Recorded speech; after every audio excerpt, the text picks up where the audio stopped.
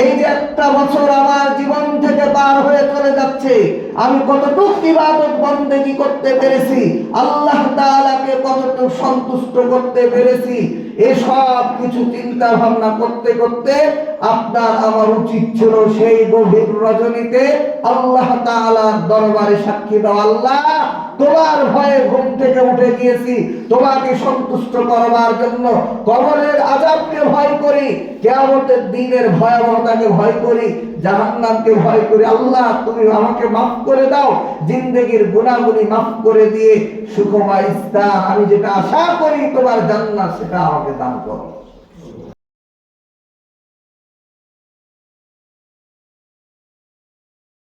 সম্মানিত হাজিরিন, আমরা ডিসেম্বর মাসে একেবারে শেষে অবস্থান করছি। এই মাস শেষ হলেই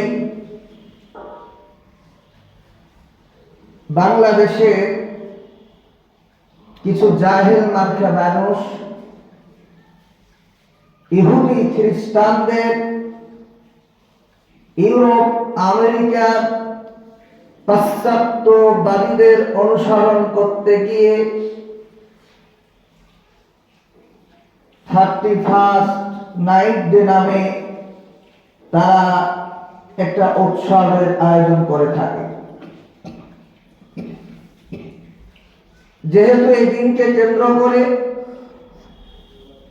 মানুষ বিভিন্ন ধরনের কার্যকলাপের সাথে জড়িত হয়, মূলত আমরা এই দিনকে কেন্দ্র করে ইসলাম এটাকে সাপোর্ট করে কিনা এই বিষয়টা ইনশাআল্লাহ একটু ব্যাখ্যা করার চেষ্টা করব এবং মা বোনদের উদ্দেশ্যে কিছু কথা শেষে বলার চেষ্টা করব ইনশাআল্লাহ তাআলা।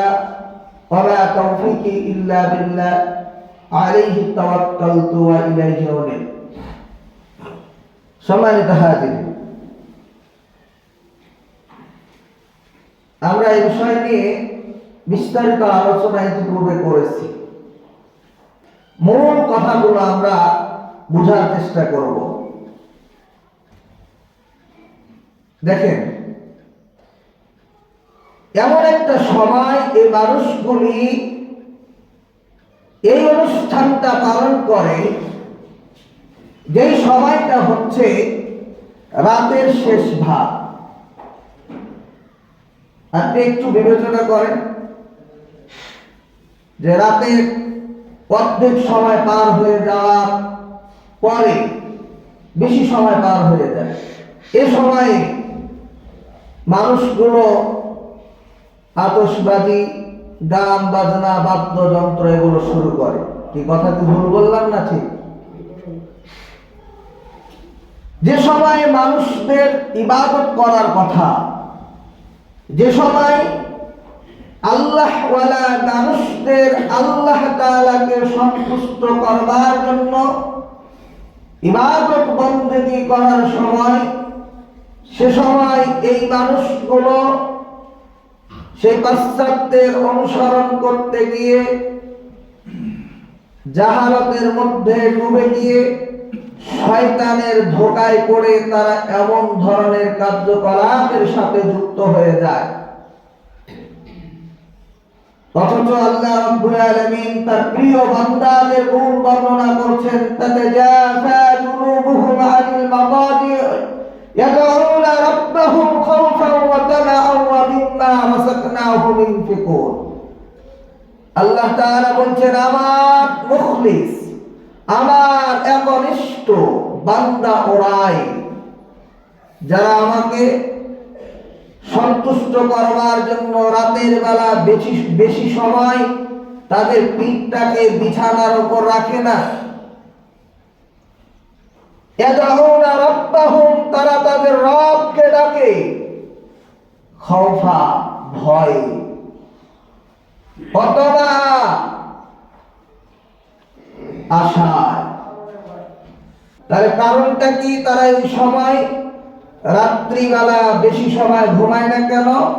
তারা তাদের রবকে সন্তুষ্ট করবার জন্য, তাদের অপরাধগুলির মাপ পেয়ে দেওয়ার জন্য আল্লাহ তাআলাকে ডাক দিতে থাকে। আল্লাহ, সারা জীবন ভর কত অন্যায় অপকর্ম করলাম, কতটুকু ভালো কাজ করতে পেরেছি, যেদিকে যাই যেখানে অবস্থান করি না কেন অপরাধ সংগঠিত হয়ে যায়, গুনাহের সাথে জড়িত হয়ে যায়। আল্লাহ তাআলাকে ডাক দেয় এবং বলে, আল্লাহ, কবরের আযাব সম্পর্কে তুমি বলেছো, তোমার হাবিব বলেছে, কিয়ামতের ভয়াবহতা সম্পর্কে তুমি বলেছো, তোমার হাবিব বলেছে, জাহান্নামের সেই অগ্নিশিখার কথা, ভয়াবহতার কথা তুমি বলেছো, তোমার হাবিব বলেছে। আল্লাহ, এই সকল বিষয়গুলো থেকে তোমার নিকটে পানাহ চাই। কি আমার কথা বুঝতে পারছেন?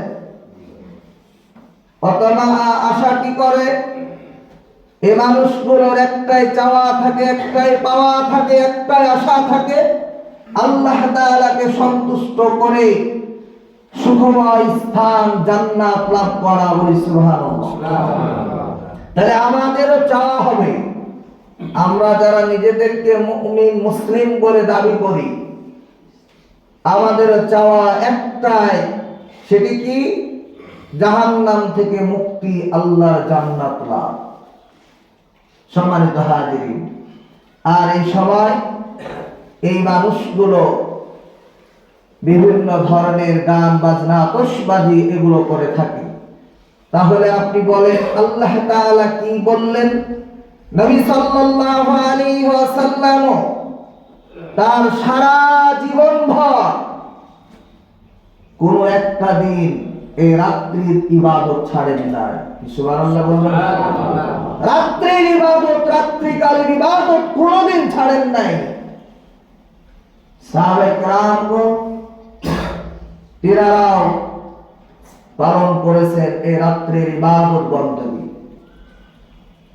যারা আবেদ আছে, হক্কানি উলামায়ে কেরামগণ আছেন, তারাও চেষ্টা করেন এই রাত্রিকালীন ইবাদত করা। তাহলে আপনি কেমন মানুষ? নিজেকে মুসলিম বলে দাবি করছেন, মুমিন বলে দাবি করছেন, অথচ অন্য মুসলমান, অন্য মুমিন ব্যক্তির আপনি ক্ষতি করছেন। ইবাদত করতে উঠে গানের শব্দে সে বাসার মধ্যেই থাকতে পারে না। তাহলে সেই ইমানদার ব্যক্তিকে, মুমিন ব্যক্তিকে কষ্ট দেওয়া হলো না? হলো কিনা? আচ্ছা, বললাম সে সময় কোন মানুষ ইবাদত বন্দেগীর মধ্যে নাই, কিন্তু ওই ব্যক্তিগুলো তো ঘুমিয়ে আছে, যাদের হৃদরোগের সমস্যা, যারা অসুস্থতা অনুভব করে রাতের বেলা ঘুম আসে না, গভীর রাতে তাদের ঘুম আসে, আপনার সেই গানের আওয়াজে, শব্দের, বিকট শব্দের কারণে তার ঘুম ভেঙে যায়। তাহলে সেই ব্যক্তি কষ্ট পেল না? তাকে আপনি কষ্ট দিলেন না? এই কষ্ট দেওয়ার অধিকারটা কে আপনাকে দিয়েছে? যদি আপনার মধ্যে মনুষ্যত্ববোধ থাকতো, মানবতা থাকতো, যে না, আমি মানুষের উপকার করব, আমার মধ্যে মনুষ্যত্ববোধ আছে, তাহলে এই ধরনের কার্যকলাপের সাথে আপনি নিজেও জড়িত হতেন না, সহযোগিতাও করতেন না। আপনার সন্তান সন্ততি যারা জড়িত হতে চাইতো, এদেরকে যেভাবেই হোক ফিরিয়ে আনার চেষ্টা করতেন। কি আপনারা চেষ্টা করবেন তো? বলেন ইনশাআল্লাহ। ইনশাআল্লাহ। আনন্দ ফুর্তি করার দিন যারা মুসলমান আছে তাদের জন্য দুইটা। কয়টা? ঈদুল ফিতর আর ঈদুল আযহা। বেশি কথা এখানে বলতে চাচ্ছি না। আপনি এই দিনটা তৈরি করলো খ্রিস্টানরা, পালন করে ইহুদি খ্রিস্টানরা। তারা হ্যাপি নিউ ইয়ার বলছে, হ্যাপি ডে বলতেছে, শুভ দিন বলতেছে। ওই দিন কি শুভ আনন্দ করবে? ওই দিনটার কি কল্যাণ আছে? আচ্ছা, সহজ ভাষায় একটা বিষয় উপলব্ধি করেন তো, যার আগমনে মানুষ খুশি হয়, সেই যদি চলে যায় তাহলে সেই মানুষ কষ্ট পায় না? এই যে কথা বুঝেন না মনে হয়। পায় কিনা? আপনার বাড়িতে একজন আপনার ঘনিষ্ঠতম বন্ধু আসলো, অনেকদিন পর দেখা, নিয়ে আসলেন আপনার বাসায়, কি আপনি আনন্দিত হবেন না? খুশি হবেন না? আপনার ওই বন্ধু যদি চলে যায়, যাওয়ার সময় আপনার মনটা কি আনন্দে খুশিতে ভরপুর থাকবে, না ব্যথায় ব্যথিত হবেন আপনি? তাহলে আপনি প্রত্যেক বছর এই দিনটাকে শুভ দিন বলছেন, কিন্তু এই বছরটা যখন পার হয়ে যাচ্ছে তখন তো আপনার মনটা ভারাক্রান্ত হচ্ছে না, আপনি তো ব্যথায় ব্যথিত হচ্ছেন না। তার মানে আপনার সেন্স নাই, আপনার বুদ্ধি নাই, আপনার বিবেক নাই, আপনার মাথার মধ্যে যে চিন্তাধারা মুসলমানদের নীতি থাকার কথা, নৈতিকতা থাকার কথা, এসব কিছু আপনি ভুলে গিয়েছেন সেই পাশ্চাত্যের ইহুদি খ্রিস্টানদের অনুসরণ করতে গিয়ে।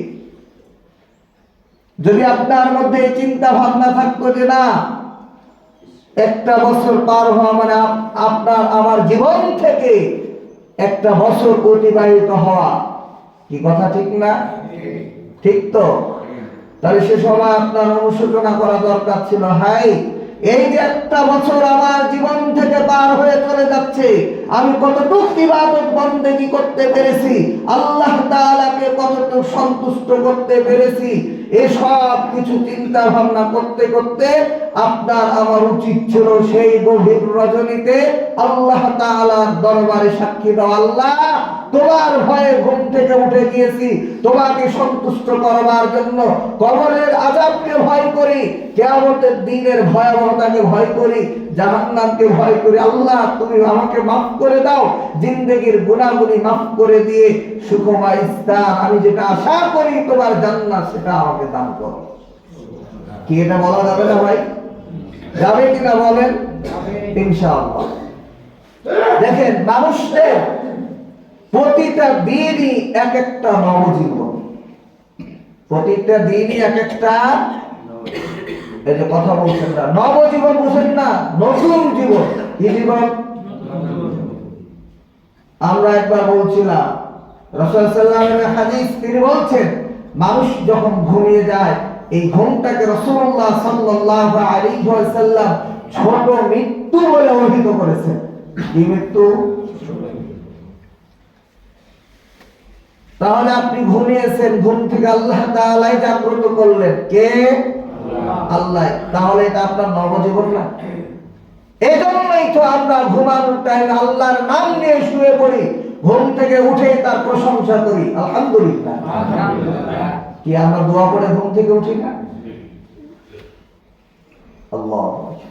দেখেন আল্লাহ তাআলা বলেন, ওয়া হুয়াল্লাযী ইয়াতাওয়াফাকুম বিল-লাইল ওয়া ইয়া'লামু মা জারাহতুম বিন-নাহার সুম্মা ইয়াব'আথুকুম ফীহি লিইকদা'i আজালিন মুসাম্মা। আল্লাহ তাআলা বলেন, ওয়া হুয়াল্লাযী ইয়াতাওয়াফাকুম বিল-লাইল, তিনি সেই মহান সত্তা যিনি রাত্রিবেলা তোমাদের মৃত্যু ঘটান। কার কথা? রাত্রিবেলা আমরা মরি, কার কথা? আল্লাহর কথা। ওয়া ইয়া'লামু মা জারাহতুম বিন-নাহার, আল্লাহ তাআলা তোমার বলছেন শুনো, সারা দিন ভর দিনের বেলা তোমরা যা কিছু করো না কেন, আমি আল্লাহ রাব্বুল আলামিন সেই সম্পর্কে অবগত আছি। সুবহানাল্লাহ। সুম্মা ইয়াব'আথুকুম ফীহি, এই যে রাত্রিবেলা তোমাদের আমি আল্লাহ তাআলা মৃত্যু দিলাম, অথবা আমি আল্লাহ রাব্বুল আলামিন সুম্মা ইয়াব'আথুকুম ফীহি, তোমাদেরকে জাগিয়ে তুলি। সুবহানাল্লাহ। কে জাগিয়ে তুলে? আল্লাহ। আল্লাহ। কেন? কেন? আল্লাহ তাআলা ওই কথাটাও বলছেন, লিকুদা আজালুম মুসাম্মা, তোমাদের আমি আল্লাহ তাআলা একটা নির্ধারিত সময় দিয়েছি, সেই সময়টা পূর্ণ করবার জন্য। বলি আলহামদুলিল্লাহ। আলহামদুলিল্লাহ। কোন সময়টা? আল্লাহ তাআলা আমাদের জন্য একটা নির্ধারিত সময় করে দিয়েছেন না? কখন এই দুনিয়া থেকে যাব আমরা, তো সেই সময়টা পূর্ণ করবার জন্য আল্লাহ তাআলা আপনাকে আমাকে রাত্রিবেলা মৃত্যু দেওয়ার পরে পুনরায় জাগিয়ে তোলেন। সুবহানাল্লাহ। তাহলে আল্লাহ তাআলার এই দয়া, এই কোরআনের এই আয়াত থেকে এটাই বোঝা যায় মানুষের প্রত্যেকটা জীবনই সকালবেলা ঘুম থেকে উঠা এটা একটা নবজীবন। সুবহানাল্লাহ বলবেন? আমার কথা কি আপনারা বুঝতে পেরেছেন? বুঝতে পেরেছেন? তাহলে একটা বছর পার হওয়া মানে আরেকটা বছর পেলাম, নব বছর পেলাম, তা না, প্রতিটা দিনই এক একটা মানুষের নবজীবন। তার মানে আমি বোঝাতে চাচ্ছি একটা বছর পার হয়েছে, আরেকটা বছরকে স্বাগতম জানাচ্ছেন, ওই দিনটাকে স্বাগতম জানাচ্ছেন, হ্যাপি নিউ ইয়ার বলছেন, হ্যাপি ডে বলছেন, শুভ দিন শুভ বছর বলছেন। ওই দিনটা যে আপনার জন্য শুভ হবে কে বলেছে? আপনার কে বলেছে বলেন? যদি কোনো ব্যক্তি মনে করে যে না, এই দিনটা আমার জন্য শুভ হবে, আমার জন্য ভালো দিন হবে, এই বছরটা আমার জন্য ভালো হবে, তার ঈমান গেছে না। ঈমান থাকবে না, একবারে বেঈমান হয়ে পড়ল। তাহলে ওরা এই দিনগুলোকে পালন করে, ওরা এই দিনগুলোকে পালন করে, আপনি আমি কেন পালন করব? ওরা এই দিনকে তৈরি করলো, আপনার আমার উচিত ছিল এই দিনের বিরোধিতা করে মুসলমানদেরকে দিনের আনুষ্ঠানিকতা থেকে ফিরিয়ে আনা। কিন্তু আপনি তো যাচ্ছেন, এখন বলে হুজুর আমি কই যাচ্ছি? আপনি সহযোগিতা করছেন না।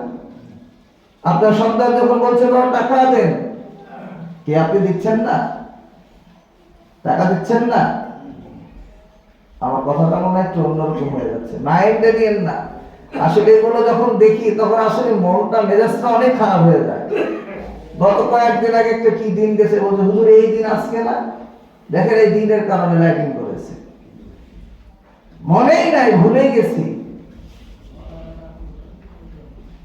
এসব দিন নিয়ে চিন্তা ভাবনা করার কোন দরকার নাই।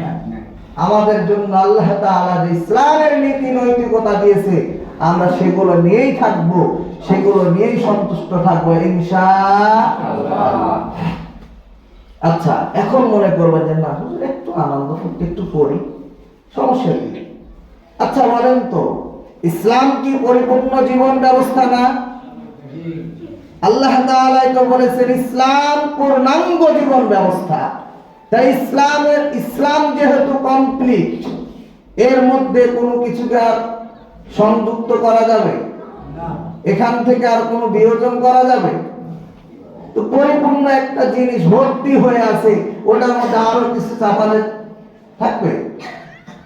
এই সেন্সটা যদি কাজ করে, এই বিবেকটা যদি আপনার মধ্যে আসে, তাহলে তো এই দিনগুলোকে ছুড়ে মারবে যে না, এই দিন দ্বারা কোনো আমার উপকার আসবে না। সম্মানিত হাজির, কেন আপনি তাদের বিরোধিতা করবেন? একদিন আলোচনা করছিলাম, ইহুদিরা আমাদের চূড়ান্ততম শত্রু, খ্রিস্টানরা মুসলমানদের চূড়ান্ততম শত্রু। ইহুদি খ্রিস্টানদের চাইতে চূড়ান্ততম শত্রু পৃথিবীতে মুসলমানদের নাই। এরা মুসলমানদের বন্ধু সেজে মুসলমানদেরকে হত্যা করবে। কি চলছে না হত্যা? শিশুদেরকে হত্যা করছে, আর ওদের দেওয়ায় দিন পালন করছে। তাহলে আপনার মতো জাহেল মূর্খ আর কি আছে?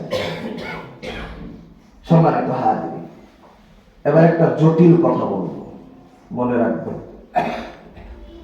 সেটি কি? যেই ব্যক্তি এই দিনটি পালন করবে, খেয়াল করেন, যেই ব্যক্তি এই দিনটি পালন করবে সেই ব্যক্তির হাসর নাসর হবে ইহুদিদের সাথে, খ্রিস্টানদের সাথে। আবারও এই দিনটি যারা পালন করবে, কিয়ামতের দিন ইহুদিদের সাথে খ্রিস্টানদের সাথে ওই ব্যক্তি উঠবে। ওই ব্যক্তি যদি তাহাজ্জুদ গুজার হয়, এই দিনটিকে পালন করলে তাদের সাথে উঠবে। আরেকটি কথা বলি, এই দিনটিকে যারা পালন করবে, ইহুদিরা তো জাহান্নামে যাবে, খ্রিস্টানেরা তো জাহান্নামে যাবে, সেই ব্যক্তি যদি মুসলমান দাবি করার পরে 5 ওয়াক্ত নামাজ পড়ে, রমজান মাসে রোজা রাখে, হালালকে হালাল মানে, হারামকে হারাম মানে, সব কিছু করে, হাজি গাজি মোন্না মুচি সব কিছুই করে, অথচ এই দিনটা পালন করলে তাকে ওদের সাথে জাহান্নামে যেতে হবে। কে তিনটা বাক্য মনে থাকবে? থাকবে? বলেন ইনশাআল্লাহ। এখন বলবেন হুজুর দলিল দেন, দলিল নেন। রাসূলুল্লাহ সাল্লাল্লাহু আলাইহি ওয়াসাল্লাম বলেন, মান তাশাব্বাহা বিকওমিন ফাহুয়া মিনহুম,